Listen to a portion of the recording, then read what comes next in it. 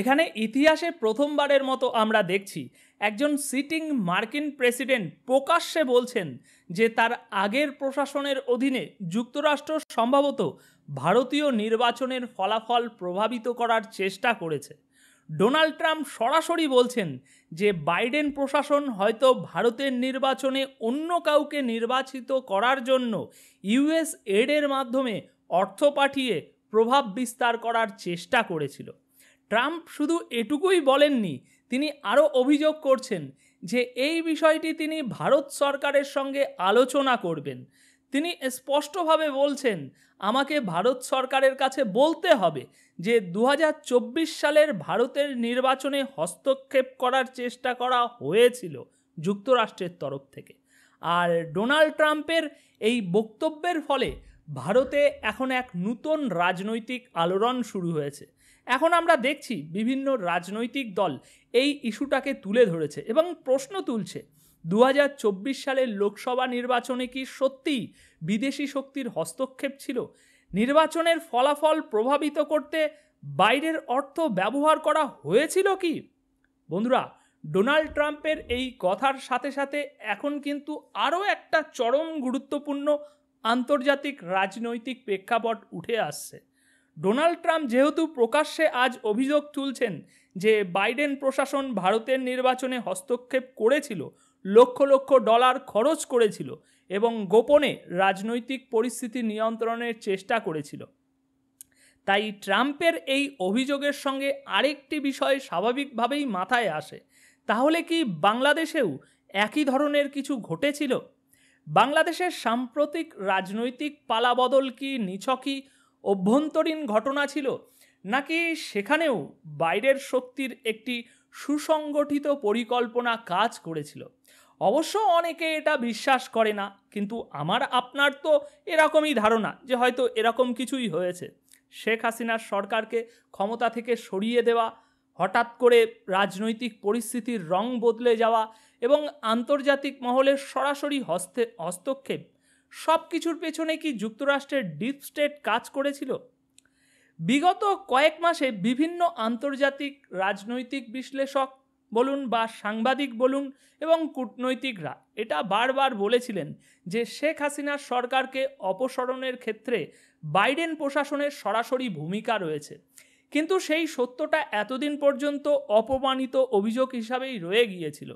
কিন্তু এখন প্রশ্ন হচ্ছে, যখন ডোনাল্ড ট্রাম্প নিজের মুখে আজ স্বীকার করছেন যে বাইডেন প্রশাসন ভারতের নির্বাচনে হস্তক্ষেপ করেছিল, তাহলে কি সেই একই মডেল বাংলাদেশেও প্রয়োগ করা হয়নি?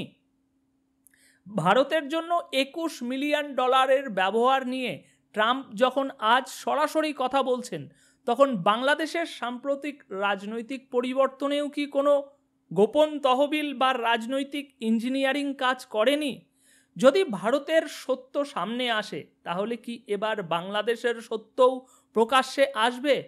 এটাই এখন লাখ টাকার প্রশ্ন। ট্রাম্প যদি ভারতের ইস্যু উন্মোচন করে থাকেন, তাহলে ভবিষ্যতে তিনি কি বলবেন? বাংলাদেশে বাইডেন প্রশাসনের ভূমিকা নিয়ে আসবে কি নতুন কোনো চমকপ্রদ তথ্য? এই প্রশ্নের উত্তর আপাতত সময়ের হাতে। তবে ডোনাল্ড ট্রাম্পের এই ছোট্ট মন্তব্য কিন্তু এখন অনেক বড় রাজনৈতিক বিতর্কের জন্ম দিয়েছে। ভারতের ইতিহাসে এমন ঘটনা এই প্রথমবার দেখা যাচ্ছে, যেখানে একজন মার্কিন প্রেসিডেন্ট প্রকাশ্যে এমন একটি গুরুতর অভিযোগ তুলেছে। আপনার উচিত ট্রাম্পের এই বক্তব্যটি নিজেই দেখা এবং বিষয়টি গভীরভাবে অনুধাবন করা, কারণ এটি শুধু একটি সাধারণ রাজনৈতিক বিবৃতি নয়। তাই আমি চাই আপনি ট্রাম্পের মুখ থেকেই শুনুন এই কথাগুলো। And $21 million for voter turnout in India. What do we need to spend $21 million for voter turnout in India? Wow, $21 million.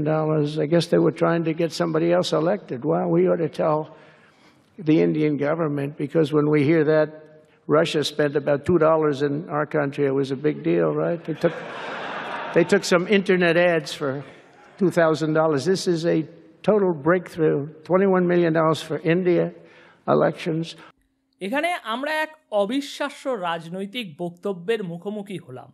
Donald Trump এবার সরাসরি প্রশ্ন তুলছেন, এই অর্থ মূলত বাইডেন প্রশাসনের অধীনে ভারতীয় ভোটারদের সচেতন করতে খরচ হওয়ার কথা ছিল। এবার ট্রাম্প প্রশ্ন তুলছেন, এই অর্থের প্রকৃত উদ্দেশ্য কী ছিল? মার্কিন সরকারের দেওয়া সাহায্যের মাধ্যমে কি ভারতের নির্বাচনে প্রভাব ফেলার চেষ্টা করা হয়েছিল? তাহলে কি বাইডেন প্রশাসন ভারতের নির্বাচনী ফলাফল বদলানোর চেষ্টা করেছিলেন? ট্রাম্পের বক্তব্য এখানেই শেষ নয়। তিনি আরও বলেন, এটাই কি সেই একই কৌশল যেটা বাইডেন প্রশাসন রাশিয়ার বিরুদ্ধে অভিযোগ হিসাবে এনেছিল? দর্শক, আমরা জানি যে গত কয়েক বছরে বাইডেন প্রশাসন বারবার রাশিয়ার বিরুদ্ধে যুক্তরাষ্ট্রের নির্বাচনে হস্তক্ষেপের অভিযোগ তুলেছিল। এবার ট্রাম্প সেই একই লজিক ভারতের ক্ষেত্রে প্রয়োগ করেছেন। সুতরাং এখানে আমরা একটা চরম গুরুত্বপূর্ণ বিতর্কের সামনে দাঁড়িয়ে আছি।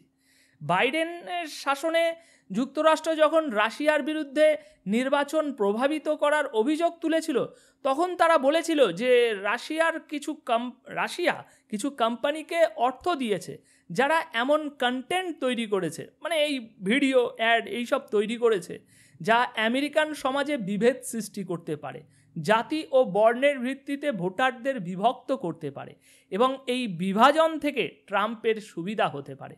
কিন্তু এখন ট্রাম্প বলছেন, রাশিয়া তো মাত্র $2000 খরচ করেছিল কিছু অনলাইন বিজ্ঞাপনে, আর তার জন্য আমরা রাশিয়ার বিরুদ্ধে এত বড় কেস তৈরি করলাম। অথচ বাইডেন প্রশাসন ভারতে $21 মিলিয়ন ব্যয় করেছে, আর সেটা নিয়ে কেউ কোনো প্রশ্ন তুলছে না।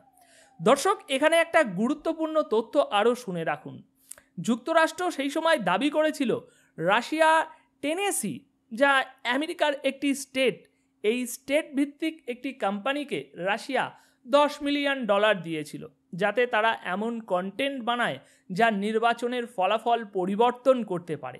সহজ কথায় যুক্তরাষ্ট্র মনে করত যে রাশিয়া চেয়েছিল এমন এক প্রার্থী জিতুক যাকে রাশিয়া সাপোর্ট করে, আর রাশিয়ার সেই পছন্দের প্রার্থীকে সে তো আপনি জানি, ডোনাল্ড ট্রাম্প। তাই এখন ট্রাম্প এটা তুলনা করছে ভারতের ইস্যুর সঙ্গে। রাশিয়ার বিরুদ্ধে $10 মিলিয়ন অভিযোগ ছিল বাইডেনের, অথচ ভারতীয় নির্বাচনে $21 মিলিয়ন খরচ হয়ে গেল, সেটার কি হবে? দর্শক, এখানে আরেকটি গুরুত্বপূর্ণ পয়েন্ট সেটা হচ্ছে, যদি ভারত এই একই কাজ আমেরিকান নির্বাচনে করত তাহলে কি হতো? যদি ভারতও যুক্তরাষ্ট্রের কোনো সংস্থার মাধ্যমে $20 মিলিয়ন ব্যয় করত, তাহলে যুক্তরাষ্ট্র কি ভারতকে নির্বাচনী হস্তক্ষেপকারী দেশ বলে দোষারোপ করত না? তাই এখন প্রশ্ন উঠছে, যুক্তরাষ্ট্র যদি করে তাহলে সেটা ভোটারকে সচেতন করা হয়, কিন্তু অন্য কোনো দেশ সেটা করলে নির্বাচনে হস্তক্ষেপ হয়ে যায়। ট্রাম্পের এই অভিযোগ শুধু একটা সাধারণ রাজনৈতিক মন্তব্য নয়, বরং এটা দেখিয়ে দিচ্ছে যে আন্তর্জাতিক কূটনীতি কিভাবে একপাক্ষিক নীতির ভিত্তিতে চলে। এবার আপনাদের সামনে এক আমেরিকান সাংবাদিকের একটি ক্লিপ রাখবো, খুব ভালোভাবে শুনবেন তিনি কি বলছেন। Strengthen the political landscape. It's vague for a reason. Doge says we spent $21 million for voter turnout in India.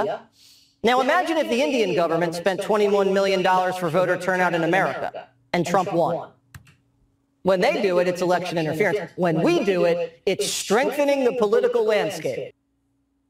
এখন আমেরিকার কিছু নামি দামি সাংবাদিক প্রকাশ্যে বলছেন, যখন যুক্তরাষ্ট্র ভারতের মতো দেশে লক্ষ লক্ষ ডলার ব্যয় করে তখন সেটাকে বলা হয় রাজনৈতিক পরিকাঠামো শক্তিশালী করা, কিন্তু একই কাজ যদি ভারত করে বা অন্য দেশ করে তাহলে সঙ্গে সঙ্গে সেটাকে নির্বাচনে হস্তক্ষেপ বলে দোষারোপ করা হয়।